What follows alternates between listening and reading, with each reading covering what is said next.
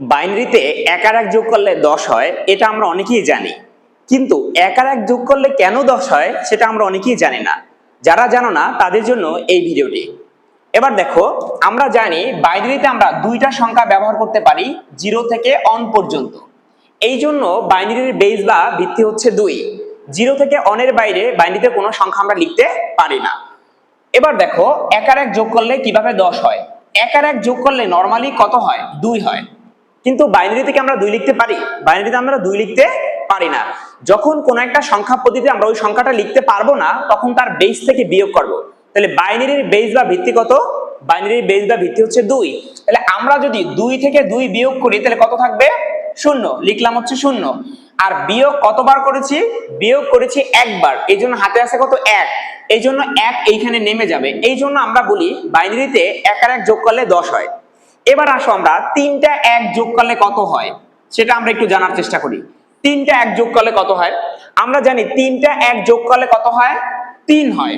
এবার বলো, বাইনারি থেকে আমরা 3 লিখতে পারবো? বাইনারিতে আমরা 3 লিখতে পারবো না। যখন পারবো না, তখন তার বেস বিয়োগ করে দেব। বাইনারির বেস কত? 2। তাহলে আমরা যদি 3 থেকে 2 বিয়োগ করি কত থাকবে? 1। 1 কি আমরা লিখতে পারবো না? ইয়েস, আমরা 1 লিখতে পারবো। এই জন্য লিখলাম হচ্ছে 1। আর এবার নতুন করে বিয়োগ করেছে কয়বার? একবার। এই জন্য আমরা 1 এখানে নামিয়ে দেব। তাহলে 3টা 1 কত হয়? 11 হয়। এবার আসি আমরা, তাহলে 4টা 1 কত হয়? দেখো তো, আমরা যদি এখানে 4টা 1 যোগ করি, আচ্ছা বলো তো 4টা 1 যোগ করলে কত হয়? 4 হয়। তাহলে আমরা লিখলাম হচ্ছে 4। কিন্তু আমরা কি বাইনারিতে 4 লিখতে পারবো? আমরা তো পারবো না। তাহলে তার বেস বিয়োগ করব। যদি আমরা বেস বিয়োগ করি, দেখো তো 4 থেকে 2 গেলে কত থাকে? 2। কিন্তু 2 কে আমরা লিখতে পারবো? বাইনারিতে আমরা 2 লিখতে পারবো না। তাহলে আবার বেস বিয়োগ করতে হবে। যদি 2 থেকে আবার 2 বিয়োগ করি কত থাকবে? 0। লিখলাম হচ্ছে 0। এবার বলো, বিয়োগ করছি এই একবার, এখানে একবার, যে কয়বার বিয়োগ করব হাতে ওই কত থাকবে। তাহলে 2 বার বিয়োগ করেছে, এই জন্য হাতে কত আছে? 2 আছে। তাহলে এখানে কি আমরা 2 লিখতে পারবো রেজাল্টে? 2 লিখতে পারবো না। কেন?